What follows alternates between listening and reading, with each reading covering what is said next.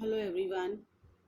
Today we will read next part of our chapter, that is components of budget. हम पढ़ रहे हैं government budget. Earlier we have completed the objectives of budget. सरकार budget क्यों बनाती है? For GDP growth of GDP, for economic stability, to provide employment opportunities. For different purposes, government make budget. Budget is a statement of expected receipts and expenditure of the government. Components of budget. Components of budget, there are basically two components of the budget: budget receipts and budget expenditure. अब receipts क्या होती हैं बेटा और expenditure क्या होता है, इसे हम डिटेल में पढ़ेंगे. Budget receipts. Budget receipts are refers to the estimated money receipts of the government from all sources during the fiscal year. Budget receipts estimated money receipts हैं गवर्नमेंट की, जो कि एक साल में सरकार अर्न करेगी, यानी कि एक साल में सरकार की जो टोटल इनकम है, that is known as government budget. Budget refers to the estimated money receipts of the government from all sources during the fiscal year. एक साल के अंदर सरकार जो भी पैसा कमाएगी वो हमारा बजट कहलाता है. Budget expenditure. सरकार एक साल में जो भी पैसा खर्च करेगी वो हमारा कहलाता है budget expenditure. It refers to the estimated expenditure of the government during the fiscal year. Fiscal year means financial year. एक फाइनेंशियल ईयर में सरकार जो भी खर्च करेगी दैट इज एक्सपेंडिचर. जो भी अर्न करेगी वो receipts. Receipts are of two types: revenue receipts and capital receipts. Expenditure is also two types: revenue expenditure and capital expenditure. Budget receipts दो तरह की होती हैं: revenue receipts and capital receipts. Revenue expenditure and capital expenditure. हम इन चारों को detail study करेंगे. What is budget receipts, what is capital receipts, what is revenue expenditure, what is capital expenditure. सबसे पहले revenue receipts. It refers to the receipts which neither creates a liability to pay nor cause any reduction in assets of the government. It refers to the those receipts. Revenue receipts वो receipts हैं जिनसे ना तो government के assets में कोई कमी आती है और ना ही गवर्नमेंट की लायबिलिटीज इंक्रीज होती हैं. रेवेन्यू रिसिप्ट्स वो रिसिप्ट्स हैं जिनसे ना तो गवर्नमेंट के एसेट्स जो हैं वो कम होते हैं, ना ही उनकी लायबिलिटीज यानी कि जिम्मेवारियां बढ़ती हैं. They are regular. Revenue receipts regular है, यानी कि ये वो इनकम है सरकार की जो रोज होती है, डेली बेसिस पर होती है और लगातार होती है, रिकरिंग है. Types of revenue receipts. There are basically two types of revenue receipts. Revenue receipts के भी आगे हम दो टाइप्स पढ़ेंगे. एक तो टैक्स और दूसरा नॉन टैक्स रिसिप्ट्स, यानी कि एक तो वो इनकम सरकार की जो टैक्स से होती है और दूसरी वो इनकम सरकार की जो नॉन टैक्स होती है, यानी कि सरकार के टैक्स के अलावा जो अदर फॉर्म से होती है. Tax receipts revenues. Tax receipts, it refers to the sum total of all the receipts of the government. It refers to the sum total of all the receipts of the government. इसका मतलब है tax receipts जो हैं वो total हैं receipts, यानी कि सरकार एक साल के अंदर जो भी अर्निंग करेगी टैक्स के जरिए या ड्यूटीज के जरिए वो हमारा टैक्स रिसिप्ट्स कहलाएगा. It refers to the sum total of all the receipts of the government which are collected in the form of taxes and other duties. Tax की फॉर्म में सरकार जो पैसा इकट्ठा करती है या ड्यूटीज की फॉर्म में जो पैसा इकट्ठा करती है वो टैक्स रिसिप्ट्स कहलाती हैं. Tax is a compulsory payment. Tax एक कंपल्सरी पेमेंट है बाय एन इंडिविजुअल, हाउसहोल्ड और a firm. Tax is a compulsory payment made by an individual. Tax वो पेमेंट है जो हर व्यक्ति को, फर्म को, हाउस होल्ड को करनी ही पड़ती है, जिसे सबको पे करना ही पड़ता है, वो टैक्स कहलाता है। फॉर एग्जाम्पल हम कोई भी सामान खरीदते हैं उसके ऊपर में टैक्स पे करना पड़ता है। आप एक वर्किंग वुमन है या आप एक बिजनेसमैन है, आपको टैक्स पे करना पड़ता है। फर्म जो भी प्रोडक्शन करती है उसके ऊपर उसे टैक्स पे करना पड़ता है। Types of taxes, they are basically six major types of taxes: direct tax and indirect tax, progressive tax and regressive tax, value added and specific tax. Direct and indirect tax, progressive and regressive tax, value added and specific tax. Direct tax, direct tax वो tax है जो directly government को पे किया जाता है, जैसे कि custom duties, income tax are best example of direct tax. Indirect tax क्या होते हैं बेटा? Indirect taxes are those taxes which is imposed on one person but shifted to other, जो एक से दूसरे पे शिफ्ट हो जाते हैं वो इनडायरेक्ट टैक्स कहलाते हैं। फॉर एग्जांपल, एक मैन्युफैक्चरर जो भी सामान खरीदता है उसके ऊपर उससे टैक्स देना पड़ता है, वो रॉ मटेरियल को फाइनल गुड्स में कन्वर्ट कर देता है और फाइनल गुड्स में उस टैक्स को ऐड करके आगे होलसेलर को दे देता है। होलसेलर उसमें टैक्स ऐड करके अपना प्रॉफिट ऐड करके आगे रिटेलर को, रिटेलर से वो टैक्स कंज्यूमर के ऊपर आ जाता है, यानी कि एक से दूसरे पर आया, दूसरे से तीसरे पे, इस तरह से वो टैक्स जो है वो आगे और आगे ट्रांसफर होता जाता है। इनडायरेक्ट टैक्स वो टैक्स हैं जो एक से दूसरे के ऊपर ट्रांसफर हो जाते हैं, इम्पोज हो जाते हैं, लेकिन डायरेक्ट टैक्स डायरेक्टली कंज्यूमर को पे करना पड़ता है। Progressive tax and regressive tax, वो टैक्स जो इनकम के बढ़ने के साथ साथ बढ़ते जाते हैं, प्रोग्रेसिव टैक्स कहलाते हैं। सपोज कि 5 लाख तक इनकम गवर्नमेंट ने टैक्स फ्री किया है, अगर 5 लाख से इनकम बढ़कर 10 लाख हो जाती है, 5 से 10 के बीच में, तो आपको 10% टैक्स पे करना पड़ेगा। सपोज की इनकम 10 से 20 हो जाती है तो टैक्स भी बढ़ जाएगा, 20% हो जाएगा, और अगर 20 से बढ़कर 30 हो जाती है तो टैक्स भी इंक्रीज हो जाएगा। प्रोग्रेसिव टैक्स मीन्स वो टैक्स जो इनकम के बढ़ने के साथ इंक्रीज होता है, प्रोडक्शन के बढ़ने के साथ बढ़ता है, उसे प्रोग्रेसिव टैक्स कहते हैं।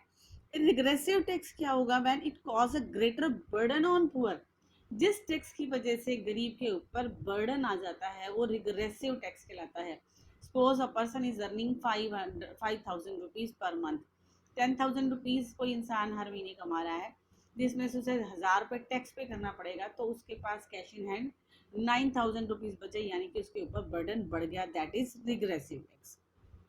Value added tax, VAT, this tax is an indirect tax which is imposed at the various stages, production की वेरियस स्टेजेस के ऊपर ये टैक्स लगता है और इंक्रीज होता जाएगा, ये वैल्यू एडेड टैक्स कहलाता है। For example, goods and service tax is an important form of VAT, GST is an important form of VAT. Specific tax, जब किसी भी चीज के साइज के कारण या उसकी यूनिट्स के कारण या वेट के कारण टैक्स लगता है, that is called property tax or the sale tax. Tax receipts, example of tax receipts are income tax, excise duty, custom duty, GST, corporation tax, etc. non tax receipts कौन सी होती हैं? It refers to the receipts of the government from all sources other than those of taxes, tax receipts. Tax के, direct tax के अलावा भी सरकार को बहुत सारी इनकम होती हैं, सोर्स ऑफ इनकम होते हैं सरकार के, जिन्हें की नॉन टैक्स रिसिप्ट्स की कैटेगरी में रखा गया है। ये कौन कौन से हैं? It refers to the receipts of the government from all sources other than those of tax receipts. Direct tax या टैक्स रिसिप्ट्स के अलावा जो दूसरे टैक्स हैं वो हमारे नॉन टैक्स रिसिप्ट्स के अंदर आते हैं। इसमें first of all interest, government के अपने एसेट्स के ऊपर उससे जो इंटरेस्ट मिलता है वो गवर्नमेंट का सोर्स ऑफ अर्निंग है। दूसरा, फीस, आप कोई भी गवर्नमेंट जॉब के लिए फॉर्म फिल करते हैं उसके लिए आप फीस पे करेंगे, आप मकान खरीदते हैं उसकी रजिस्ट्री के लिए आप पे करेंगे, आप गाड़ी खरीदते हैं उसकी आरसी के लिए आप पे करेंगे। वो सारा पैसा जो गवर्नमेंट को पे किया जाता है, गवर्नमेंट जो सर्विस प्रोवाइड कर रही है उसके रिटर्न में आप प्रॉपर्टी टैक्स पे करते हैं, हाउस टैक्स पे करते हैं, ये सारे टैक्स हमारे नॉन इस फीस कैटेगरी के अंदर आते हैं जिसे हम नॉन टैक्स रिसिप्ट्स भी कहते हैं। Fee for any government form और प्रॉपर्टी टैक्स, पासपोर्ट के लिए हम पे करते हैं, वो हमारा प्रॉपर ये फीस का ही एग्जाम्पल है। Fines, those payments which are made by the law breakers to the government, वो पेमेंट जो इसलिए, वो टैक्स जो इसलिए लगाए जाते हैं ताकि लोग कानूनों का पालन करें, वो फाइन की कैटेगरी में आते हैं। फॉर एग्जांपल, आप ट्रैफिक रूल तोड़ते हैं तो उसके लिए आपको चालान भरना पड़ता है, that is also a source of income for the government. Estate refers to that income of the state which arise out of the property left by the people without legal hire। Suppose कि कोई व्यक्ति है और किसी कारण उसकी मृत्यु हो जाती है और उसकी कोई विल नहीं है या उसका कोई ब्लड रिलेशन में कोई व्यक्ति नहीं है, तो उस संपत्ति का अधिकारी कौन बन जाता है? फिर सरकार बन जाती है। मान लीजिए कोई घर है किसी अमीर आदमी का या किसी भी व्यक्ति का और उसकी मृत्यु हो गई, उसकी मृत्यु के बाद वो सारी चीज़ें, अगर उसके कोई ब्लड रिलेशन में नहीं है या उसकी कोई वसीयत नहीं है, तो वो सारे के ऊपर मालिकाना हक, उसकी प्रॉपर्टी के ऊपर, उसके एसेट्स के ऊपर उसके मालिकाना हक उसका हो जाएगा सरकार का। That is called estates. Special assessment, बहुत सारी जो दुकानें हैं म्यूनिसिपल कॉरपोरेशन के अंडर आती हैं, उनका पैसा सरकार के खाते में जाता है। रेलवे स्टेशन, बस स्टैंड, यहाँ पर सरकार की वहाँ पर दुकानें बनी होती हैं जिनको सरकार लीज पर देती है, किराए पर देती है। स्टेशन के ऊपर जो फड़ी लगाते हैं वहाँ पर सरकार उनसे टैक्स लेती है। ये सारे के सारे स्पेशल असेसमेंट के अंदर आते हैं।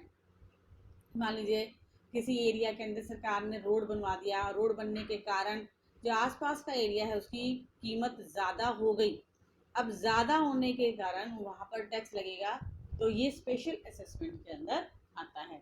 Next is income from public enterprises, सरकार की अपनी जो फर्म्स हैं, भेल, सेल, ओएनजीसी, पेट्रोलियम प्रोडक्ट्स, जो गवर्नमेंट के कंट्रोल में हैं, वो सारे के सारे पब्लिक सेक्टर फर्म्स जो हैं, जिन्हें हम 9 जेम्स भी कहते हैं, उनसे होने वाली इनकम भी सरकार के लिए इनकम का सोर्स है। Income from the sale of 2G, 3G and 4G spectrums, broadband या 2G, 4G स्पेक्ट्रम की सेल से सरकार को इनकम होती है। That is also part of government receipts. Grant and donation, बहुत बार ऐसा होता है जब क्राइसिस के समय पर लोग पैसा देते हैं पीएम केयर फंड के अंदर या अदर फंड्स में, या इंटरनेशनल कम्युनिटी से भी पैसा सरकार को मिलता है। ये एक कॉमन वे है जिसमें कि लोग डोनेट करते हैं। ग्रांट्स मिलती हैं सरकार को at the time of natural communities, as जैसे कि अर्थक्वेक या फ्लड के टाइम पे या पैंडेमिक के टाइम पे, वो हमारी कहलाती हैं ग्रेट ग्रांट्स एंड डोनेशंस, और ये भी गवर्नमेंट इनकम का ही एक पार्ट है। Red Cross, World Bank and other institution provide that kind of fund to the government. Next is capital receipts. Capital receipts are those money receipts of the government which creates a liability or cause any reduction in assets of the government. Capital receipts वो receipts हैं, वो money receipts हैं सरकार की जो कि liabilities create करती हैं, यानी कि जिनसे सरकार के assets में कमी आती है और liabilities increase हो जाती हैं, लेकिन गवर्नमेंट को इनकम होती है। Source of capital receipts are recovery of loan। Suppose कि सेंट्रल गवर्नमेंट ने स्टेट गवर्नमेंट को लोन दिया है और जब गवर्नमेंट वो लोन वापस लेती है, सेंट्रल गवर्नमेंट जब स्टेट गवर्नमेंट से वो लोन वापस लेगी, तो एसेट्स जो है वो सरकार के कम हो जाएंगे। नो डाउट सरकार की इनकम तो बढ़ेगी, लेकिन जो रेगुलर इंटरेस्ट मिल रहा था सेंट्रल गवर्नमेंट को स्टेट गवर्नमेंट से, वो मिलना बंद हो जाएगा। तो एसेट्स भी इंक्रीज हो जाते हैं और लाइबिलिटीज जो है वो इंक्रीज हो जाती हैं। एसेट्स डिक्रीज हो जाते हैं और लाइबिलिटीज इंक्रीज हो जाती हैं। Next is borrowing. सरकार आरबीआई से, फॉरेन बैंक से या इंटरनेशनल ऑर्गेनाइजेशन से, ओपन मार्केट से पैसा लेती है, बोरो करती है, उधार लेती है, उससे इनकम सरकार की इंक्रीज हो जाएगी, लेकिन सरकार के ऊपर लाइबिलिटीज जो हैं वो बढ़ जाती हैं। नेक्स्ट आ जाता है हमारा अदर रिसिप्ट्स। अदर रिसिप्ट्स के अंदर डिसइन्वेस्टमेंट। सरकार जब अपनी ही फर्म से अपने शेयर को कम कर देती है, सरकार की कोई यूनिट लॉस में जा रही है तो गवर्नमेंट क्या करेगी, उसको उसके शेयर मार्केट में बेच देगी, या कोई व्यक्ति जो कि ज़्यादा जो इच्छुक हो वो उसे खरीद लेगा, कुछ परसेंटेज ऑफ शेयर सरकार उसका बेच देगी, उससे होने वाली इनकम डिसइन्वेस्टमेंट कहलाती है। यानी कि सरकार ने अपनी इन्वेस्टमेंट को कम कर दिया है, निकाल लिया है, तो उससे गवर्नमेंट की एसेट्स कम हो गई हैं लेकिन उसकी इनकम इंक्रीज हो गई है। It refers to the act of selling और part of the whole shares of selected public sector undertaking held by the government. सरकार को पैसे की जरूरत है और सरकार क्या करती है कि अपने जो एसेट्स हैं, अपनी जो फॉर्म्स हैं, उसका शेयर्स गवर्नमेंट बेच रही है मार्केट के अंदर, तो सरकार की इनकम उस समय इंक्रीज हो जाएगी, लेकिन उसकी जो जो एसेट्स हैं वो कम हो जाएंगे, इसे डिसइन्वेस्टमेंट कहा जाएगा। देन स्मॉल सेविंग, हम लोग हर महीने पोस्ट ऑफिस के अंदर पैसा जमा करवाते हैं, अलग अलग स्कीम्स में लोग गवर्नमेंट के पास पैसे जमा करवाते हैं आरबीआई पोस्ट ऑफिस के जरिए। तो वो पैसा सरकार के पास जाता है, लेकिन एक पर्टिकुलर टाइम पीरियड के बाद सरकार उस पैसे को वापस ब्याज समेत लौटाती है। तो जब हम जमा कर रहे हैं सरकार के एसेट्स इंक्रीज हो रहे हैं, लेकिन उसके साथ साथ सरकार की लायबिलिटीज भी बढ़ रही हैं, क्योंकि जब वो स्कीम का टाइम पूरा हो जाएगा, यानी कि जब उसकी मेजोरिटी का टाइम आएगा, तो गवर्नमेंट को विद इंटरेस्ट पैसा वापस करना होगा। इस तरह से small saving is also a kind of income, a part of income of the government. Next class में हम बजट एक्सपेंडिचर के बारे में पढ़ेंगे कि सरकार पैसा कहाँ कहाँ खर्च करती है।